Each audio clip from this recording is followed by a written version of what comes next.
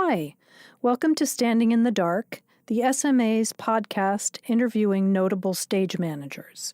We are at the University of Southern California School of Dramatic Arts Sound Studio. My name is Els Collins, and I will be your host for this edition. And today we are here with Mary Kay Klinger. It is my distinct honor to be interviewing Mary Kay Klinger today, who has had an extremely illustrious career in Los Angeles and in New York and all over the country in regional theaters.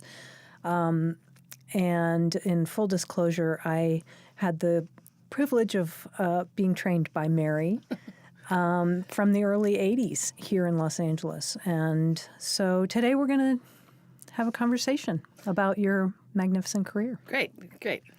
So where were you born?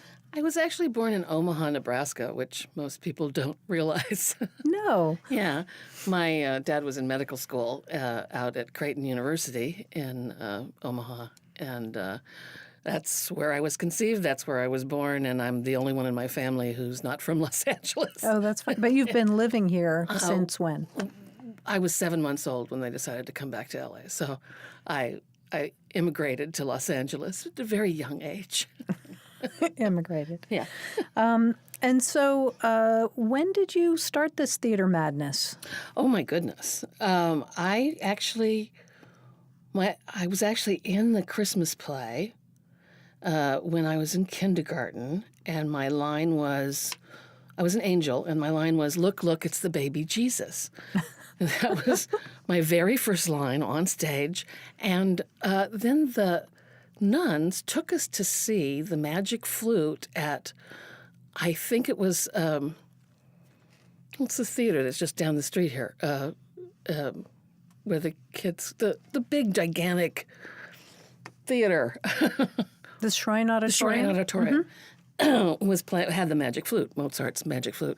And I was so completely taken, I couldn't have been more than 6 years old.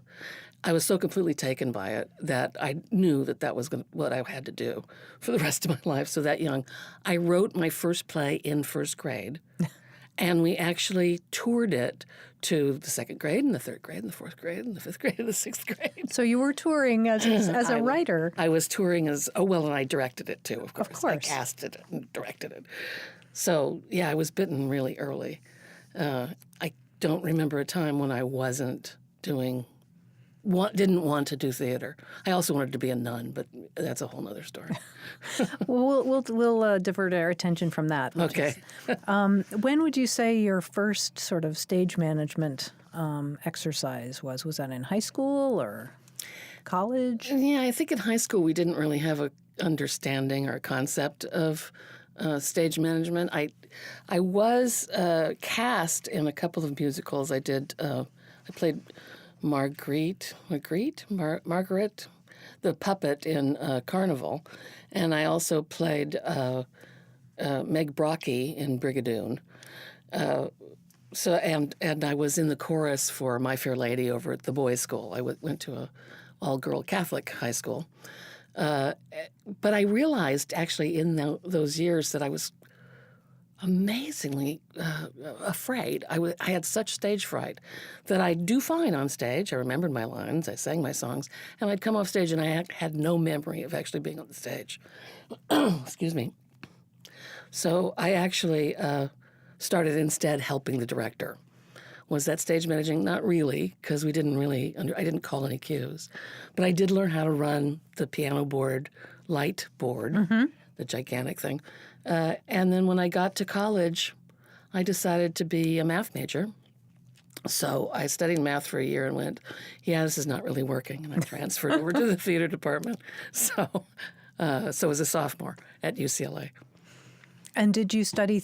You studied theater then you were at UCLA. I studied theater, yeah, and then I did a junior transfer because I wasn't quite sure.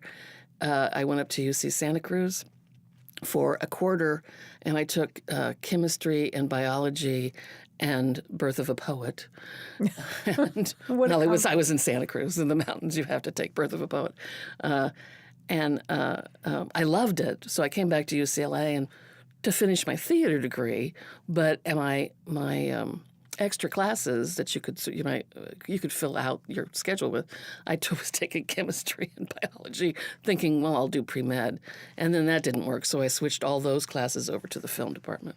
So I ended up graduating with my degree in theater. Yeah. And was the pre-med aspect trying to please your parents? Did you? I was just interested. I was really interested in chemistry. And I was really interested in math. It was sort of left over from that. Right. And in fact, I took a continuation class after I graduated, after grad school, in calculus, because I actually was curious. What is this? So I'd go every Saturday and learn calculus, just because. Wow. Yeah. And this was after I'd started stage managing, actually.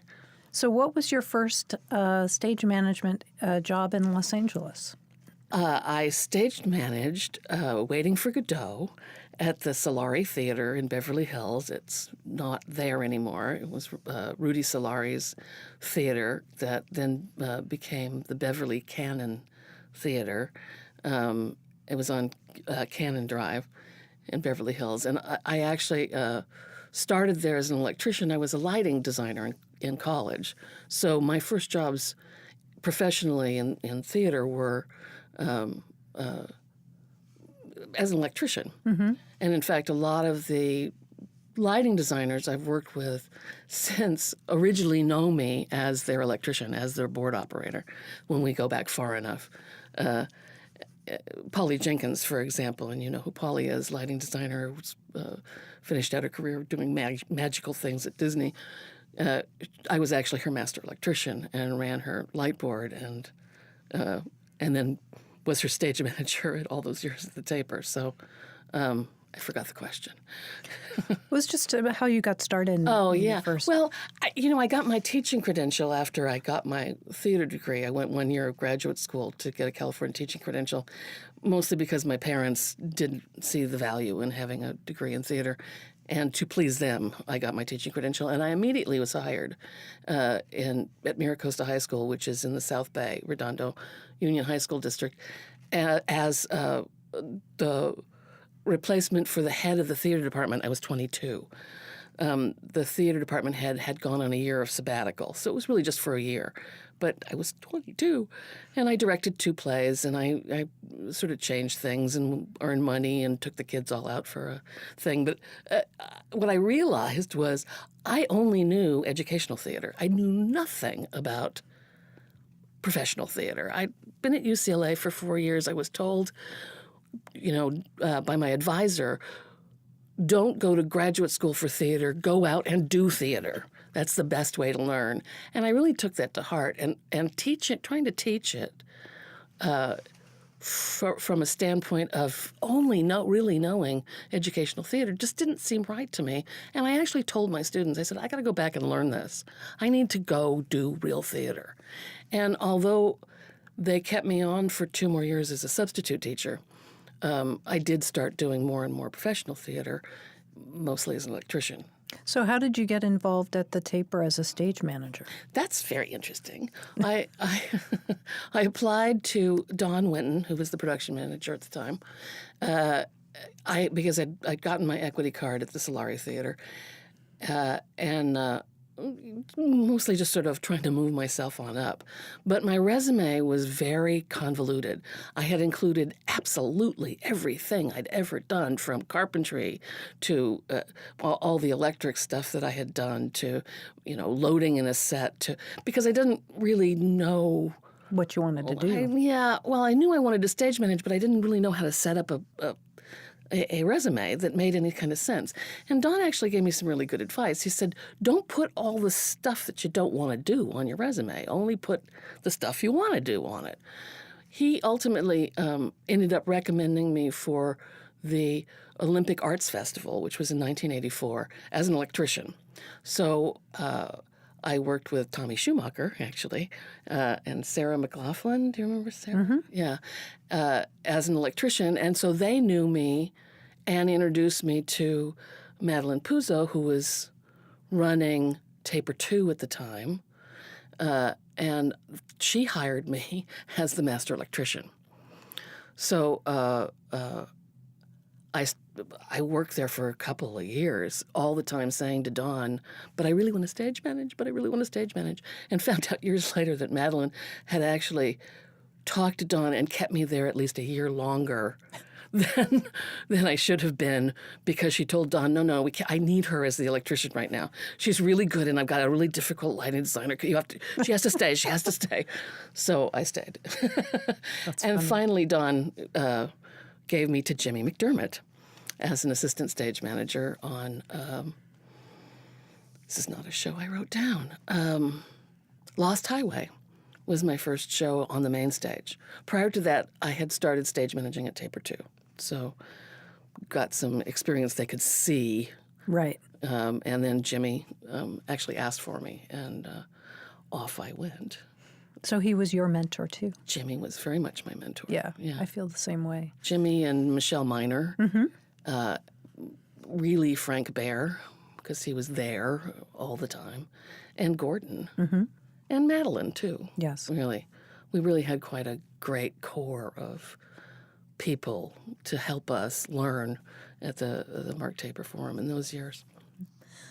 If you could give one piece of advice to your younger self, what would it be? Well, first off, I would say when you're asked to be an ASM, behave like an ASM. Even if you think you know better.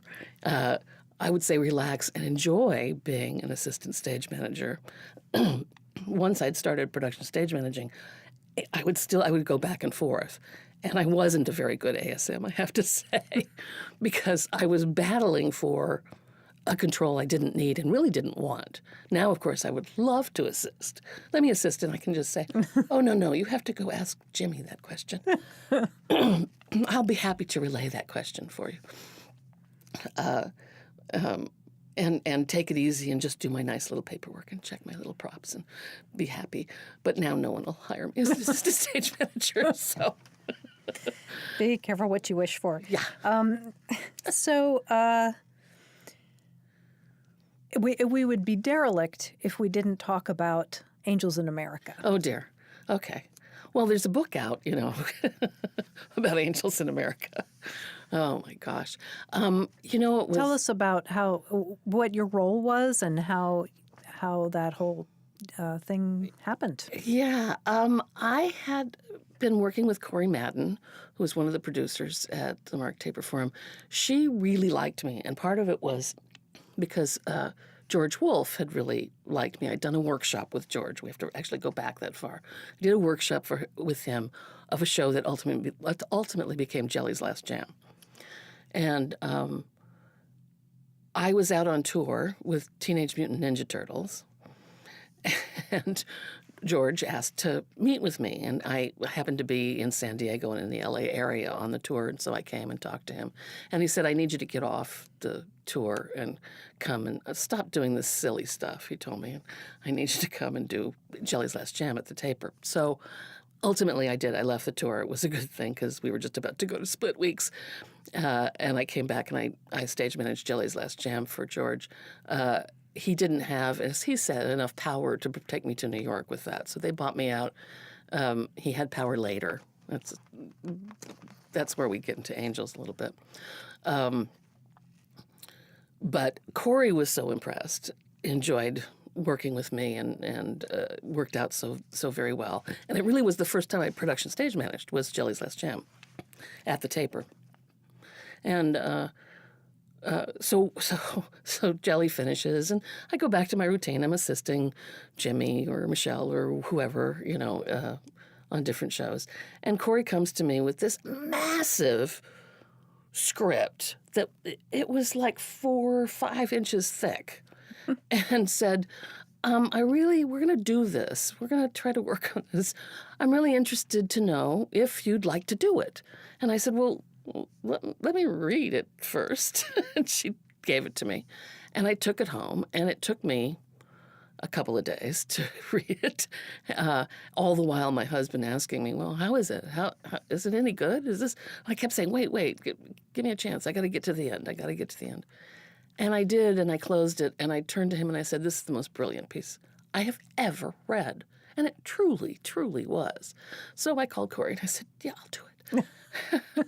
With terror in your heart, right? Well, yeah, and it was new. And so instead of the usual 4 weeks of rehearsal, I think they gave us 6 weeks of rehearsal because we were putting up both at the same time. We had this really complicated schedule that Oscar Eustace, who was directing it, came up with that really sort of didn't work, and I worked with him to change it. And it was difficult in that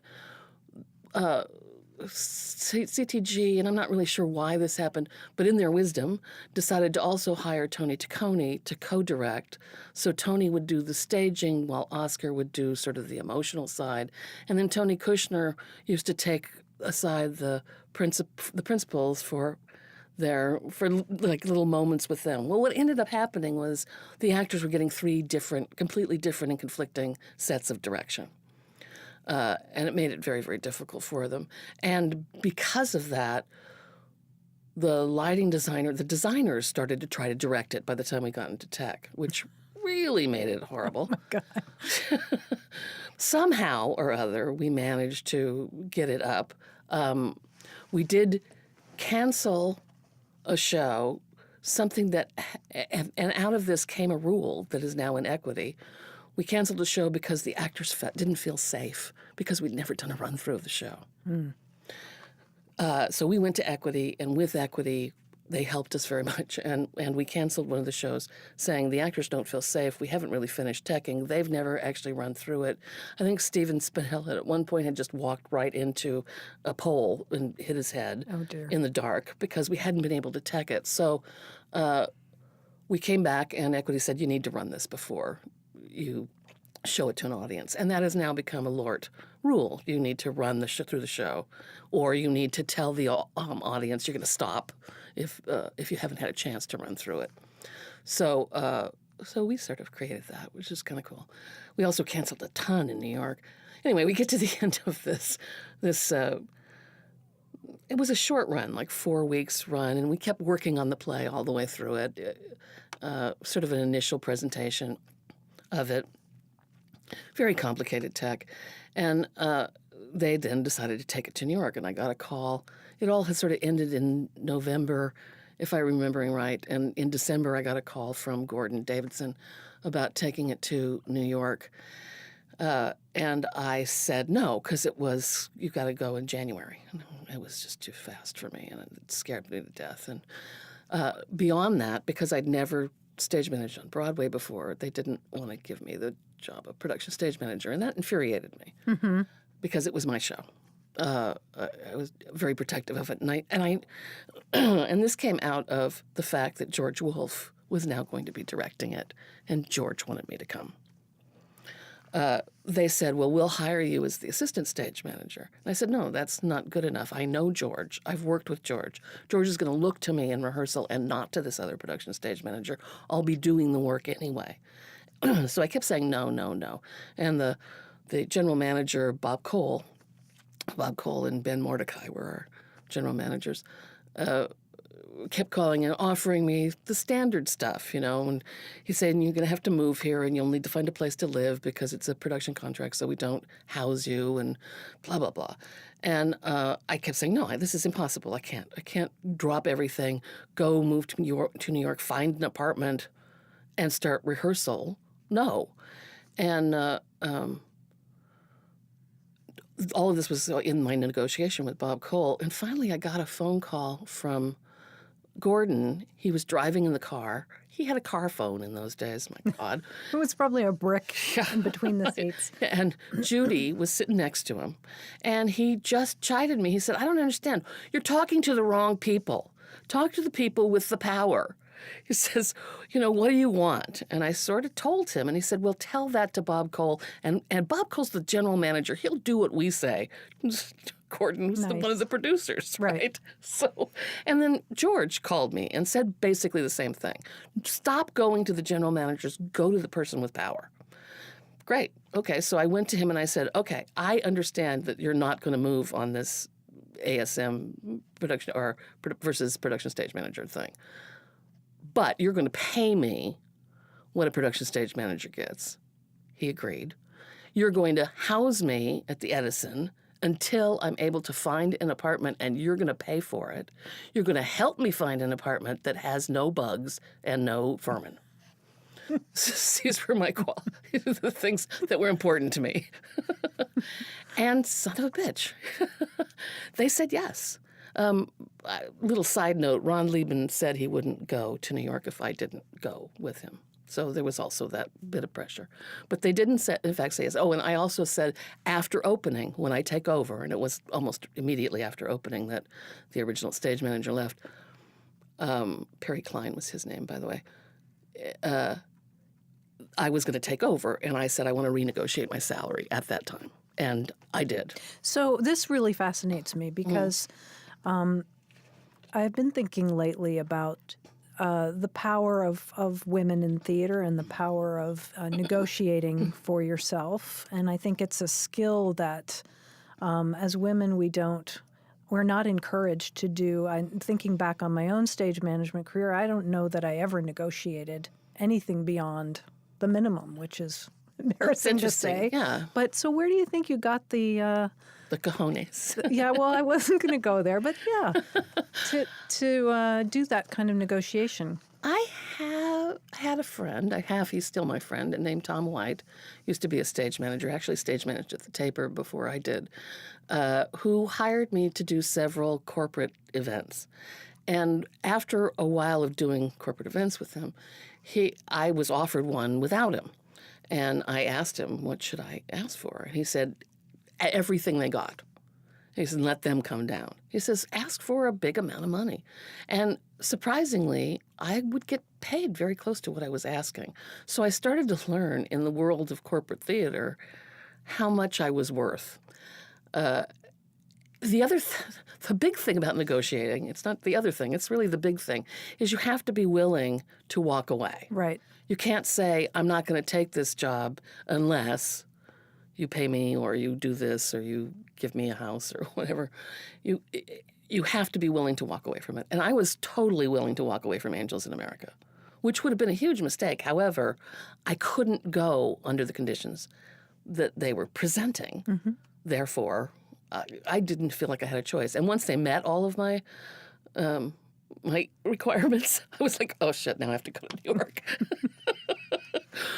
So I think I was emboldened by that experience. I was emboldened by what George and Gordon had said to me, go to the person with power. Just because this person's doing the negotiation doesn't mean that they have the power. Mm-hmm. I worked with Bob Cole again much later on the 50th anniversary tour of Death of a Salesman with Brian Dennehy. And he just out and out offered me this outrageous sum of money to go. You just didn't want to go through all those steps. Okay, thanks. That's funny. Yeah. So I guess I'm going to segue then. What is a piece of advice you would give someone in their middle career? Yeah, middle career is interesting. I thought about this question last night.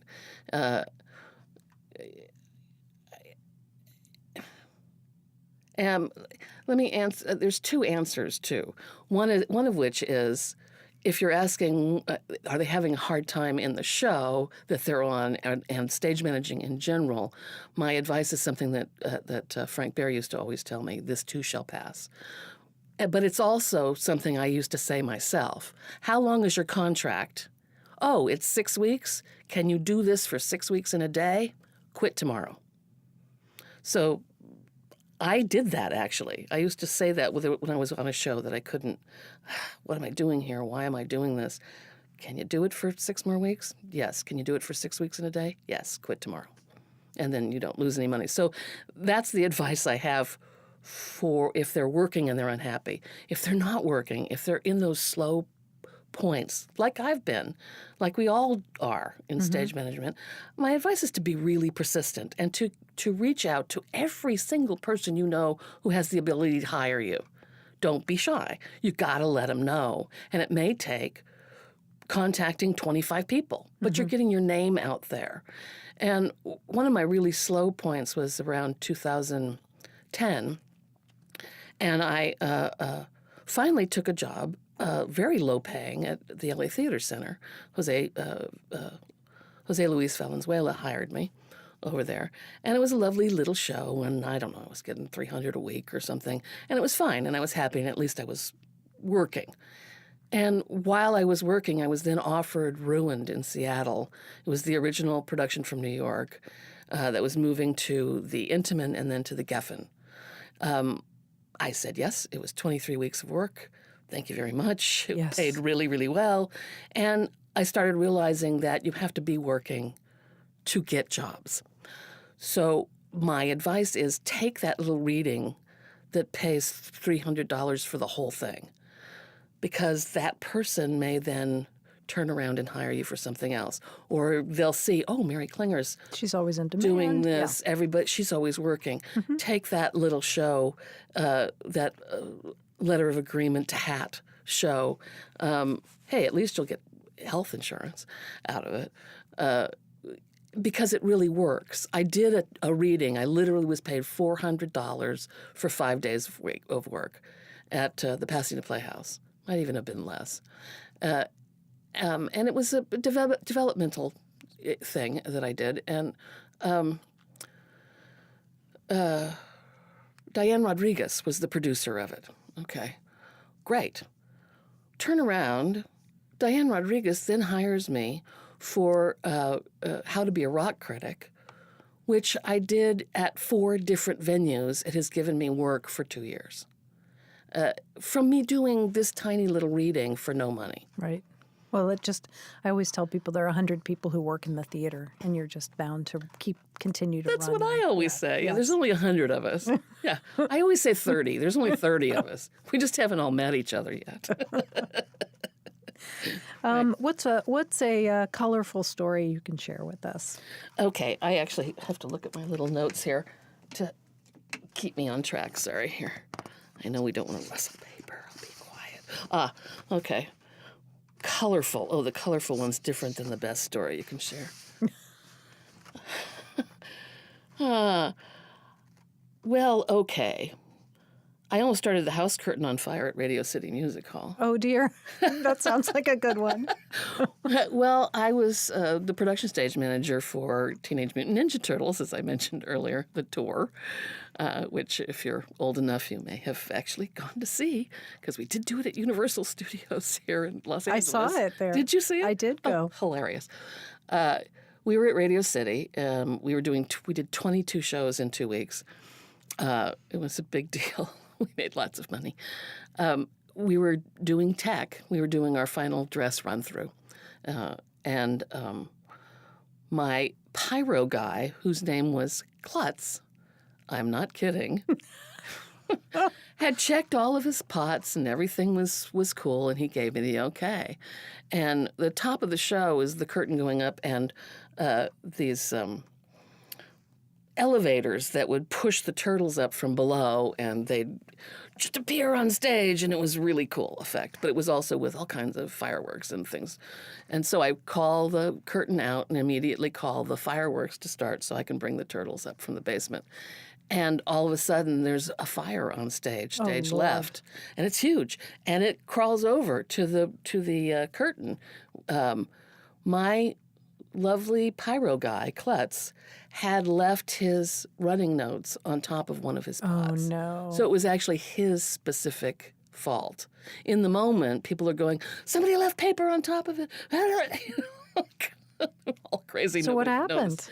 So I stopped the show, of course. Good call. And the house guys came out and immediately were able to put the fire out. And we started all over again. Wow. But yeah, there are times when you have to stop a show because somebody might get really hurt. Yeah. Yeah, usually that's the thing. The other, I don't know.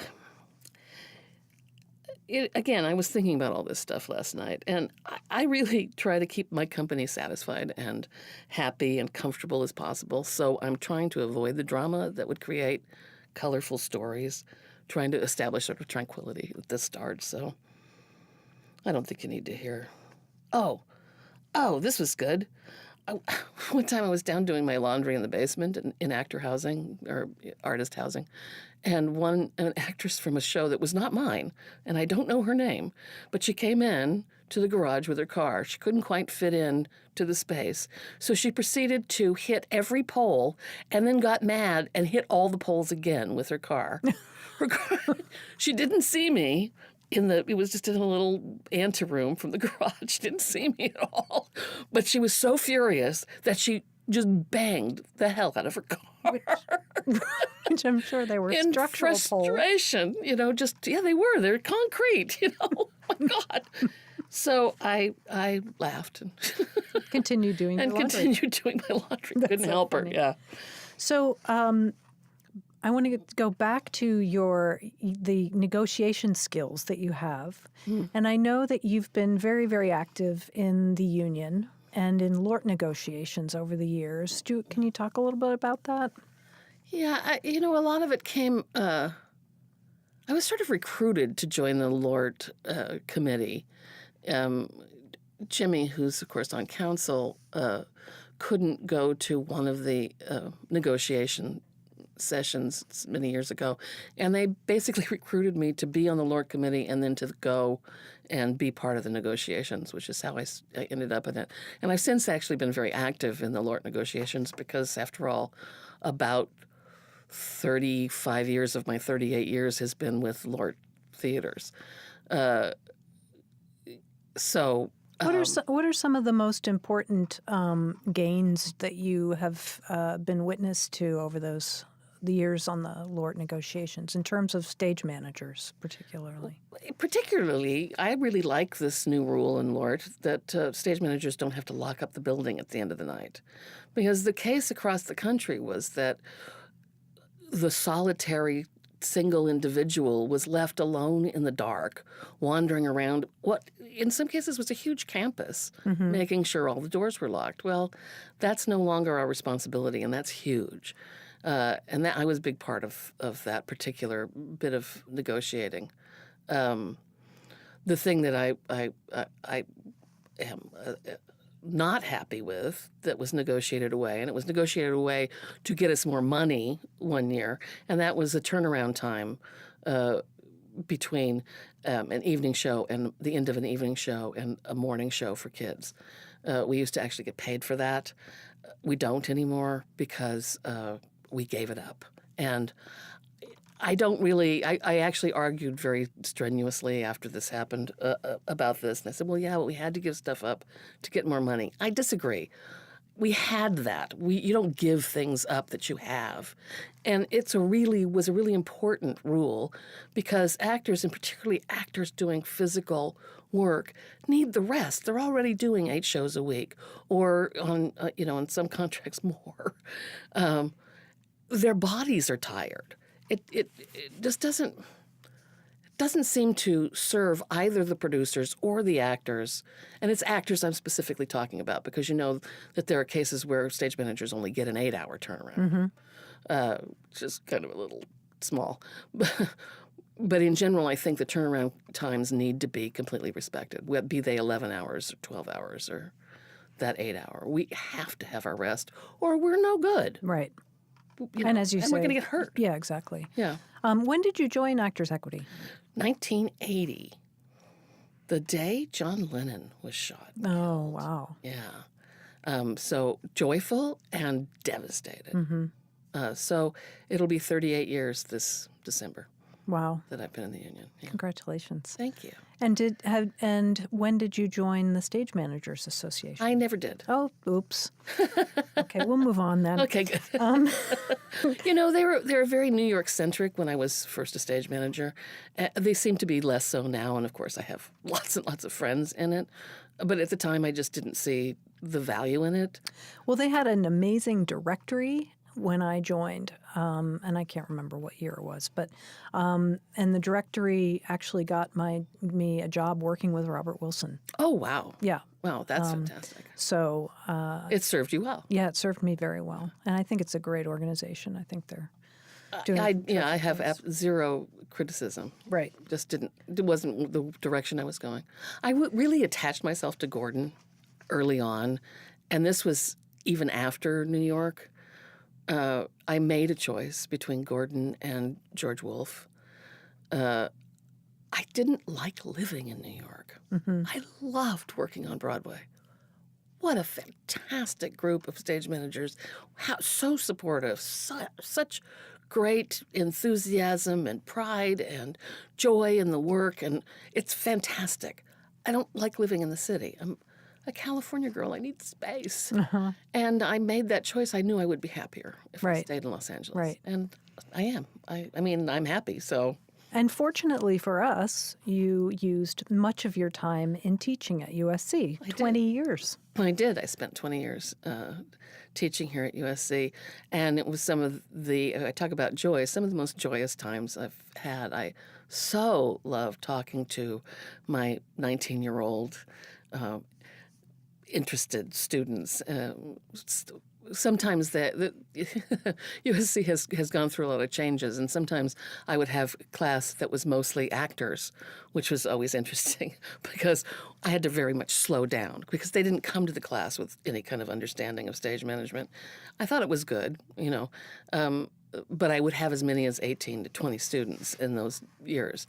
And finally, I was able to get involved in negotiation and bring it down to 12 students. It takes a really long time to correct 18 cast scene breakdowns. Yeah. So that was better. I enjoyed, what I ultimately ended up doing was my first class, my beginning class, which was a lot of paperwork and all that detail that stage managers need to learn and know and, do it in the first half of the semester, get rid of it, get it out of there. Which I always thought, oh my God, this is so boring. I've got to make this more interesting. I've got to get through this. And it was there that I really enjoyed having the designers because they had such precise brains. They really understood the precision that was needed. More so than the stage management students. The stage management students had to learn that discipline. The designers seemed to have come to me with that discipline and often got better grades than, That's interesting. than the stage managers did. And some of them would occasionally take the more advanced stage management course, which delighted the heck out of me. I loved that. Right. So my last class, I had one student, and we actually became quite close. So as you guys were transferring over to a new system. Right. So a lot of joy.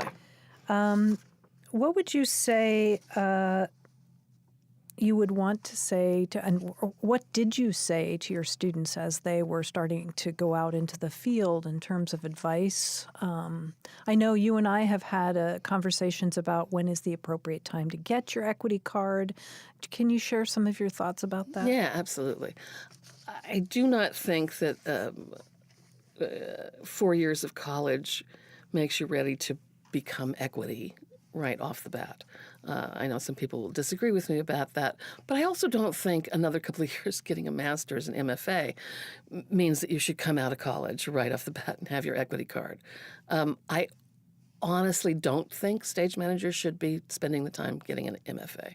I think that once they've graduated from a fairly comprehensive BFA course, they should go out and get jobs as interns or production assistants. They need to see as many stage managers working as possible. Not 1, 5. And sometimes the best way to do that is to get either an internship or a PA job at a particular theater. Do really good work. They'll keep hiring you. Mm-hmm. PAs and interns, they go because they move on up. So theaters always need another intern, and they always need another production assistant. And if you're valuable to them in one show, you're going to be valuable to them for an entire season. So you're going to have a season's worth of stage managers. South Coast Rep does this all the time. And you get back to the next year, and they say, geez, I'm short an ASM here. Oh, I'll hire Els. She was fantastic as a production assistant. Let's make her equity and have her be the assistant stage manager. I've seen that happen again and again. It certainly happened at the Taper as well. So my advice to them is to go to apply to any PA-ships, in internships. You and I always offered to help them and write them letters of recommendation, which often helped. But we also have an awareness of where these internships are. So part of the reason you go to college is to make the contacts that are going to help you make the contact that's going to take you on in your career. I recommended somebody just last year for the Shakespeare Theater Company in D.C., not a USC student, but another sort of mentee of mine. And they've hired her, and she's now their season production assistant. Oh, that's And great. she's just happy as can be because they will take our recommendations. When I was at UCLA, one of my classmates was Jonathan Lee, who's the production manager at Center Theater Group. I've known him all those years, and I would tell my students, because of my experience, look to your right, look to your left. These are the people Right. that you're going to be doing theater with. And it's really true. It's really true. And we were looking at the photo earlier of a dinner that Jimmy McDermott hosted with Gordon and all of the stage managers at the time. Yeah. And all of those people I've, kept in touch with. And We all still work, yeah. are there any charitable organizations you've been involved with? Not your business. Okay. How do you use an assistant? That's a really good question because I know that there's sort of different schools of thought about it. If the assistant is a competent and, actually an ASM, as far as I'm concerned, they're responsible for everything that happens backstage. That includes prop setting, prop checking, and checking costume presets. The usual, what you would expect to do if you're running the deck. And all those cues, in terms of cueing, maybe cueing an actor on or making sure the cue lights are doing what they're supposed to do, all of that backstage stuff. I'm responsible for everything the audience sees. So it's a division of you do what the audience doesn't see, I'll do what the audience sees. And it's worked out really well. Now I'll help through the course of rehearsal with tracking because some shows are heavily propped or heavily costumed, and you need a little extra help. Just as that they may help me, keep track of script changes or line notes or things like that. In terms of interns, I'll often put them on book and teach them how to do book, in which we say loud, fast, and accurate, not necessarily in that order. Because it's really important. Number one, the actor can hear you. If they're saying what, oh man, that's just really slowing it down. And fast, because if you don't come in quickly, I'll come in and give the word. Or the director will come in, which is terrible. We don't want the director on book. And accurate, because clearly you want them to say the line properly. And then learn how to say it quickly. Yeah, right. So the other thing is in rehearsal about moving props or moving a table or adjusting something, I say you need to get up there before the director does, because if the director's moving things around, you're too late and you've failed. So Exactly. I need people, assistants and interns, who have a little bit of initiative and who are self-starting and self-motivated. Right. Yeah. Right. How do you think the profession of stage management has changed since you started? I think we're expected to know a lot more technology. I think that we were sort of on the forefront of a lot of that because we saw the advantage that computers could offer us in terms of keeping our contact sheets up to date, the simplest thing that I did on the computer, the very first thing I did, because we were actually taking things to printers, so we couldn't update it. We were making copies with carbon paper, CC, Right. carbon copy of things. So we had more than one copy, and the most you could really do with that was 3. Anything more. And you had to type completely accurately. Right. Because in a carbon copy, even whiteout doesn't work. You got to white out all of the carbon copies, too. So I think we immediately saw the advantage to it, and I think we spent the time to learn how it can help us. The fact that you can take an Excel program and turn it into a magnificent graph that works beautifully for us saves a lot of time compared to what I used to do, which was take a ruler and a pencil and a piece of paper and make a chart and then go copy the chart and then bring it back and fill it in. I filled it in by hand because I wasn't that adept at moving the typewriter around. So I think technology, and because of that, I think that then as lighting changed with technology and sound changed with technology, where my first show at the Taper, Lost Highway, I was actually charged with running sound in rehearsal, and it was a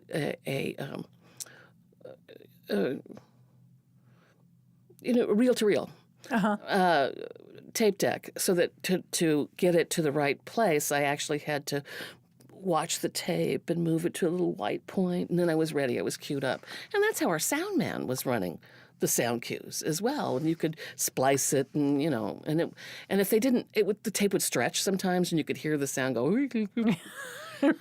Okay, I think we need to re-record that.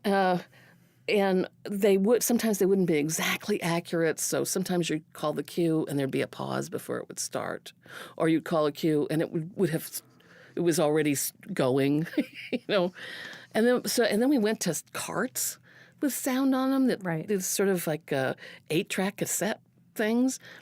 And sometimes the sound designer would bring them to rehearsal for us. Then we went to those weird machines that John Gottlieb used to bring. And then we went to CDs, and that was hard to cue up, too. I always had 2 or 3 things to play in rehearsal. And then finally, this wonderful thing called QLab showed up. Oh, my gosh. And stage managers were expected to know how to run it. Mm-hmm. So we learned QLab. Those are big changes. And to be responsible for so much sound cueing in rehearsal, where before maybe we'd go... kaboom for lightning, ding dong, ring ring, thunder. Whereas now sound designers would give us all those cues, and we could just push a button in rehearsal and it would play, and we wouldn't have to embarrass ourselves. That's funny. Yeah. You just answered whether you'd ever had to run sound on a show, so... Well, in rehearsal. I tried. I actually, we were having trouble with a sound man not showing up, and I was terrible at it. In real time, because it changes your rhythm. You have a rhythm of calling that anticipates the time it takes the operator to hear your go. Right. And it's maybe a quarter of a second, but it's something you learn, and becomes ingrained because it's how you call the show. So calling for myself, I was always too soon. Right. And I just couldn't do it. And I'd turn and chagrined and say, yeah, I'm a terrible operator. So yeah. What would you say your favorite piece of paperwork is? Cast scene breakdown, character scene breakdown. It's so much fun to do, and it's so satisfying when it's finished, and it's so much fun to correct, and I just love it. And I play with them all the time, trying to make them clearer and cleaner, and putting little colored bars in between the characters, and always trying to find a new way to make it as easy to read as possible, and then find out that the only people who can actually read them are stage managers. But it's my favorite. And Jimmy actually taught me how to make the graph. I had all kinds of other ideas about it. Right. One thing we have to understand is that when you talk about Jimmy McDermott and Michelle Miner and myself, and a lot of stage managers our age, I'm in my early 60s. They're in their middle 60s, we'll say. When we were stage managing, we were inventing a lot. Mm-hmm. We were inventing a lot of the paperwork. And we all started realizing we needed to start sharing our paperwork. So I do give advice to younger stage managers. I say, steal the paperwork. We're happy to share it, because it took us a long time to figure out the best ways and to be adaptable enough to change and alter as you need to with each show. So one of the tracking mechanisms, the deck sheets that I create, I actually stole the idea from Seattle Rep, because I got a show that came from Seattle Rep with this wonderful paperwork. I went, oh God, I gotta adapt this to what I'm doing, and that's what I was teaching. And I would say to my students, though, here's what I do. Or here's a second example of what I do. Okay, here's 2 ways to do it. There's 10 ways to do it. Find a way that works for you, your particular show. Be adaptable. So, yeah. What else should we know about Mary Klinger, the stage manager? Let's see. I have 2 IMDb credits. Oh, that's good. Internet What are Movie they? Database. Yes. Right. We did a live pay-per-view of Teenage Mutant Ninja Turtles that you can purchase online, and I'll get a couple of pennies. That was fun. Anyway, it exists. And I did a short called Sonic Boom. I was continuity, which is very much like stage managing. Yes. I did it in college, and it starred Ricky Nelson, his wife Kristen Harmon, their kids, Dave Nelson, Kay Ballard, Keith Moon, Robert Hogan, George Kennedy, Tom Harmon, their dad, Sal Mineo, Lyle Talbot, who I worked with later, Mark Harmon, and a lot of other people. And it was directed by a young director, Jeff Mandel, who was my TA in my film class, who I was dating at the time. Oh. And yeah, we mentioned this. The questions that we got asked how many years in AEA and any other union affiliations. And as we said, I've been a member of AEA nearly 38 years. I'm also a member of the National Teachers Association because I did teach in public school. And I never left it. I kept that teaching credential, and it's still active, which is kind of, I don't know, I think that's kind of a cool thing. Yeah, that's great. Yeah. So I'm looking over this of all these questions. I hope you edit this stuff. Where do you go to ask the hard questions? I mean, who would you consider to be, where do you go to ask the hard questions? Or who would be an authority, perhaps, that I was saying something I could trust. I've been very lucky. There have been some discussions on Facebook lately. There's an unofficial equity stage manager site about this exact kind of thing. Who do you go? Who do you talk to? And I'm realizing that a lot of people working SPT contracts struggle much more than I ever had to struggle. I would go to my production manager because my production managers have been people of integrity, people who care about the art, people who know the business, people who've read the contract they're signing people to. I've had fantastic production managers. When I don't have a production manager, I miss them incredibly.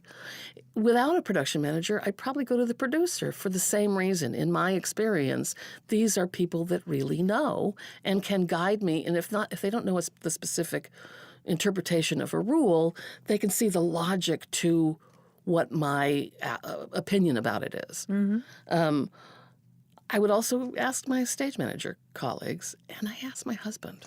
Because some of it's common sense. A lot of it's common sense. Right. A lot of it is how do you treat people, treating people well. And, that's another thing that disturbs me a little bit. And it's in casual conversation that I'm hearing from younger stage managers. And I don't mean to criticize them because clearly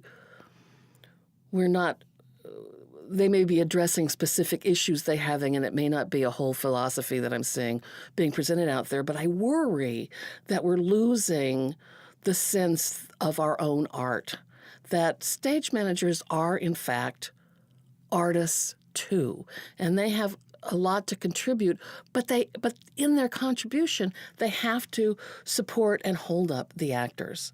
You have to love actors to do this. You have to love them in all of their states of anxiety or inappropriate behavior or tears or yelling or whatever. You have to be the person that can go and pet them and calm them down or say a sharp word and get them back on track. That's really your primary responsibility, is to help the actors do their work. And what I hear is a lot of bitching about the behavior of different actors. I could bitch about the behavior of different actors too. I don't think it serves any... Yeah, there's no value in that exercise. Yeah. And I think it's counterintuitive to keeping the show tranquil and safe in a way that they can go out on that stage every day and perform, because they're the ones that are putting themselves on the line. They're the front line. They're the ones that get the immediate criticism. They're the ones that'll get booed. They're the ones that don't get the standing ovation. They're the ones that have egg on their face. If I screw up, they suffer. Not the other way around. I mean, in a very sort of visceral way, and very present and in the moment way. And also to that end, I make sure that they know that I am with them every second of every show. And I prove that to them by constantly talking to them about their performance, good or bad. I saw what you did there. That was an interesting choice. Let's see if it works. Oh, you know what? I think it would work better the other way. Or, wow, you know what? That's really great, and that's taking us to somewhere new in the show. How fabulous is that? Keep doing it. And then they know that I'm paying attention to every little moment.